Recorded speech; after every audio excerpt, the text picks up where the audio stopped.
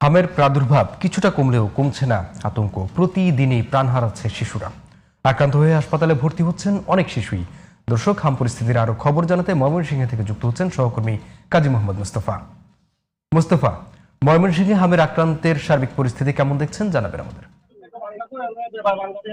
জি শিমুল, ঠিক যেমনটি বলছিলেন, আমি এই মুহূর্তে আছি ময়মনসিংহ মেডিকেল হাসপাতালের ইমার্জেন্সি সামনে।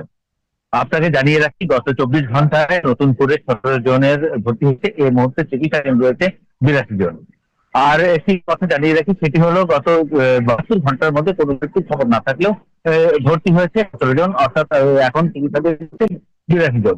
আর 17 মাস থেকে এ পর্যন্ত ময়মনসিংহ মেডিকেল হাসপাতালের আইসোলেশন ওয়ার্ডে 2000-এর উপরে, অর্থাৎ 2043 জন ভর্তি হয়েছিল, যার মধ্যে 912 জন ছুটি নিয়ে সুস্থ হয়ে ছুটি নিয়ে বাড়ি গেছে। আর 49 জনের মৃত্যু হয়। এই মৃত্যুটি অনেকে উদ্বেগের জন্ম দেয় এবং মৃত্যু নিয়ে উৎকণ্ঠা রয়েছে। ডাক্তাররা সর্বোচ্চ চেষ্টা করে যাচ্ছে ময়মনসিংহ মেডিকেল কলেজ হাসপাতালে চিকিৎসা দেওয়া নিয়ে।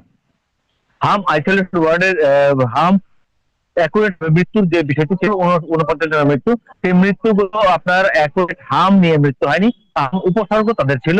হাম আইসোলেশন ওয়ার্ডের ভর্তির কারণে হাম উপসর্গ নিয়ে তাদের মৃত্যু হয়েছে। তাদের ফুসফুসের সমস্যা ছিল, নিউমোনিয়া ছিল এবং প্রদাহজনিত সমস্যা ছিল, সেই সমস্যা নিয়ে তাদের মৃত্যু হয়েছে।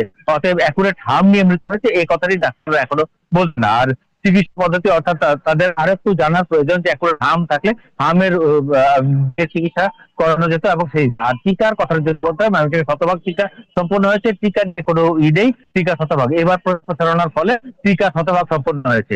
জি শিমুল, এই ছিল আমার সর্বশেষ। মুস্তফা, আপনাকে ধন্যবাদ।